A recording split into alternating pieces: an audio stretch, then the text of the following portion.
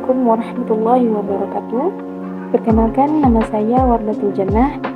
Nomor induk mahasiswa 02220926, Prodi Manajemen Pendidikan Islam Non-Reguler Semester 3.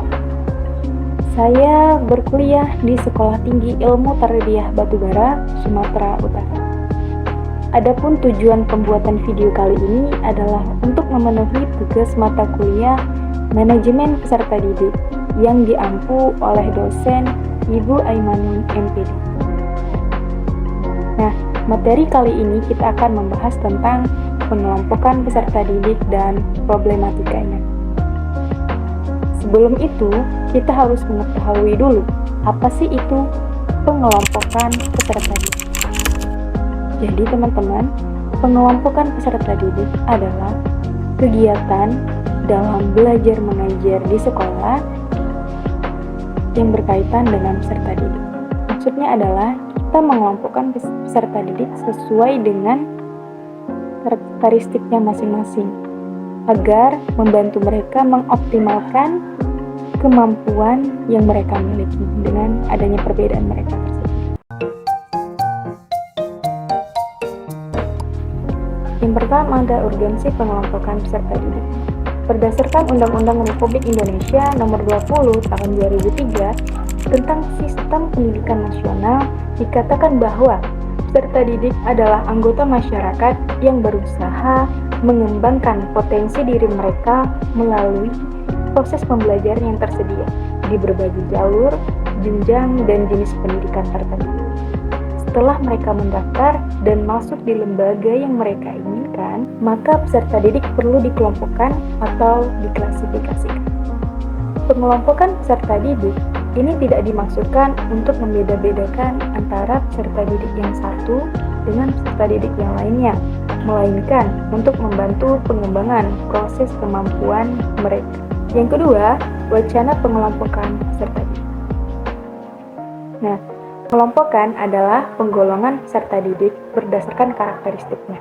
Nah, karakteristik tersebutlah yang perlu digolongkan agar mereka berada di dalam tahap atau kondisi yang sama sehingga mempermudah kita sebagai guru dalam memberikan pelayanan apa yang cocok nantinya bagi mereka. Adanya pengelompokan peserta didik ini tujuannya adalah tak lain untuk menjalankan dan melaksanakan kegiatan-kegiatan di sekolah, seperti kegiatan belajar mengajar dengan lancar dan tertib sehingga tercapainya tujuan pendidikan yang kita inginkan nantinya. Kemudian ada jenis-jenis pengelompokan peserta didik. Micun mengemukakan ada dua jenis pengelompokan peserta didik.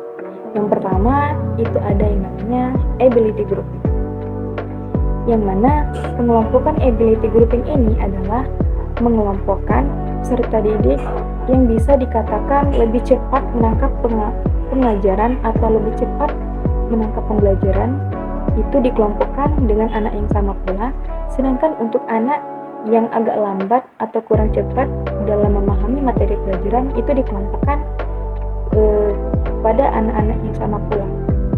Mengapa demikian? Bukannya ketika mereka digabungkan, mereka akan saling menutupi atau melengkapi kekurangan masing-masing. Nah, jadi maksud dari jenis pengelompokan ini adalah, misalnya nih, kita sebagai guru mengajar di satu kelas, yang mana kelompoknya itu digabung antara anak yang cepat menangkap materi pembelajaran dan anak yang agak kurang.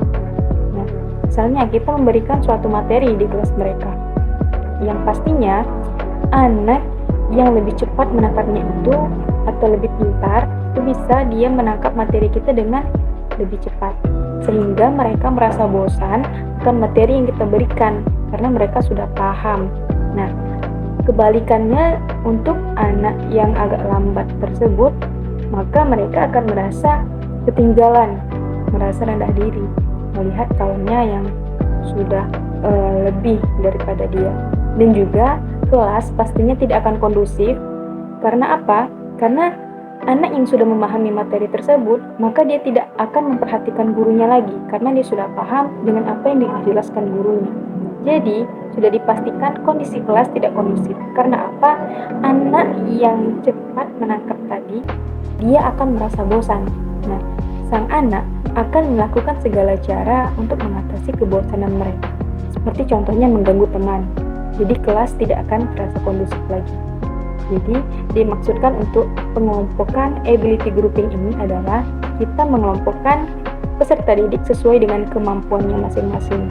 Jadi kita sebagai guru bisa mengetahui pelayanan atau materi apa yang cocok, yang sesuai untuk masing-masing kelompok tersebut. Jadi tidak ada kesenjangan di dalam. Kemudian yang kedua ada subgrouping within the class. Itu adalah pengelompokan di dalam kelas.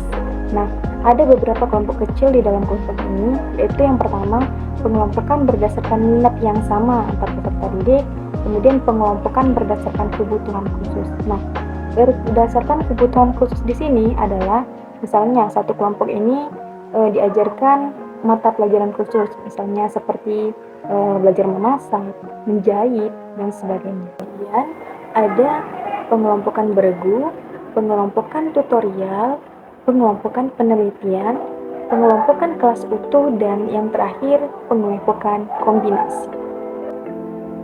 Kemudian ada pengelompokan dan penjurusan. Nah, penjurusan ini didasarkan karakteristik yang ada pada peserta didik. Cuma, penjurusan ini lebih diorientasikan pada tujuan peserta didik nanti setelah lulus dari sekolah. Secara garis besar, penjuruan terbagi menjadi dua. Yang pertama ada program A dan program B. Nah, program A ini terbagi lagi menjadi 4. Yang pertama ada A1, yang mana peserta didik diarahkan untuk mempelajari tentang ilmu fisik. Yang kedua, A2, peserta didik diarahkan untuk mempelajari tentang ilmu biologi. Kemudian ada A3, peserta didik diarahkan untuk mempelajari tentang ilmu di bidang sosial. Dan yang terakhir ada A4, peserta didik diarahkan untuk mempelajari tentang ilmu agama dan ilmu budaya. Kemudian untuk program yang B, ini dimaksudkan untuk peserta didik agar dapat langsung terjun ke dunia pekerjaan atau langsung terjun ke masyarakat. Nah, bisa juga untuk peserta didik ini melanjutkan ke perguruan tinggi seperti program diploma dan juga politeknik. Ini lebih ke sekolah kejuruan atau yang biasa kita sebut dengan SMK. Nah, yang terakhir ada problematika pengelompokan peserta didik. Nah, pastinya ada permasalahan-permasalahan yang terjadi dalam proses pengelompokan peserta didik. Ini bervariasi tergantung karakteristik peserta didik yang bersangkutan. Nah, adapun beberapa masalah umum yang terjadi, yang pertama adalah diversitas kemampuan belajar, yaitu tingkat kemampuan belajar yang beragam. Nah, bagaimana cara menyelesaikannya? Contohnya nih, kita sebagai guru mengasih materi pembelajaran berupa teori kepada peserta didik kita. Nah, ada dari mereka yang tidak paham akan yang kita jelaskan. Jadi, kita sebagai guru bisa menukar metode pengajaran yang kita berikan agar mereka lebih paham, karena tingkat kemampuan belajar siswa itu beragam. Jadi, jika kita menukar metode pengajaran yang kita berikan, maka mereka akan lebih paham. Contohnya seperti tadi, kita menggunakan metode pengajaran teori kepada peserta didik.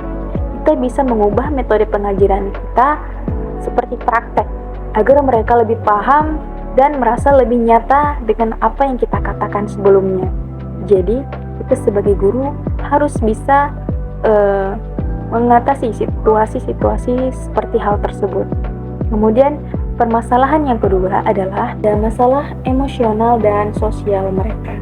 Nah, bisa saja nih peserta didik mendapatkan kayak masalah sosial mereka gitu, misalnya entah di lingkungan keluarga atau di lingkungan sekitar rumah dan sebagainya. Jadi kita sebagai guru harus lebih peka terhadap kelas kita, terhadap lingkungan kelas kita. Kita harus melihat peserta didik kita satu persatu, memahami mereka. Nah, dengan apa kita menyelesaikan masalah tadi? Contohnya nih, ada satu orang anak yang biasanya dia sangat ceria. Nah, tapi di suatu hari dia diam dan duduk di pojokan serta tidak ada semangat untuk belajar. Nah, kita sebagai guru harus bisa mengatasi masalah tersebut dan kita harus lebih peka. Kenapa anak ini terlihat diam? Jadi, kita bisa mendatangi lokasi dia atau mendatangi tempat duduknya. Kita tanyakan, ada apa? Silahkan cerita sama ibu, siapa tahu ibu bisa bantu. Nah, itulah salah satu untuk mengatasi masalah tersebut. Kita sebagai pendengar yang baik, karena pada dasarnya anak-anak hanya ingin didengarkan dan diperhatikan. Hanya saja mereka tidak mendapatkannya. Kemudian langkah selanjutnya adalah kita bisa menciptakan lingkungan kelas yang inklusif dan mendukung. Nah, bagaimana caranya? Ini, jika siswa sudah merasa bosan akan apa kita ajarkan, kita tidak boleh terus memaksa mereka untuk terus memahami materi yang kita berikan. Apalagi sekarang sudah ada kurikulum merdeka, yang mana seorang guru bisa mencari materi dari mana aja. Jadi, agar kita bisa membangkitkan kembali semangat belajar mereka di tengah-tengah kecapean mereka, kebosanan mereka, kita bisa melakukan hal-hal kecil. Contohnya seperti ice breaking atau peregangan otak. Nah, kita bisa juga memberikan pertanyaan-pertanyaan kecil pemantik agar mereka bisa lebih semangat lagi. Walaupun memang tidak bisa excited waktu mereka pagi harinya, tapi setidaknya bisa mengembalikan energi mereka yang hilang sedikit. Contohnya bisa melakukan permainan-permainan kecil, tidak lama-lama, hanya sebentar saja, agar mereka bisa naik kembali mood mereka dan bisa melanjutkan materi.